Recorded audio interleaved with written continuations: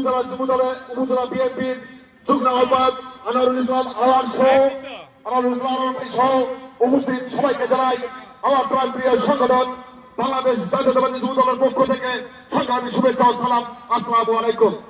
সংগ্রামী সাথী বন্ধুগণ, আসলে আজকে এখানে যেহেতু সময় নেই, আমাকে আসসালামু আলাইকুম। আমি মনিরুল ইসলাম রতনের সম্পর্কে যদি বলতে চাই, দ্বিতীয় মৃত্যুবার্ষিকী উপলক্ষে দোয়া ও আলোচনা সভা অনুষ্ঠিত হচ্ছে নলডাঙ্গা অমিতচন্দ্র হাই স্কুল মাঠে। আপনারা দেখতে পাচ্ছেন কত লোক হয়েছিল এখানে। আপনারা অনেকে বলেছেন নলডাঙ্গার ইতিহাসে কিন্তু এরকম লোক আপনারা দেখেননি। মনিরুল ইসলাম রতনের জানা যায় যে সমস্ত লোক হয়েছিল, এরকম লোক আপনারা কোনোদিন কিন্তু দেখতে পারেননি।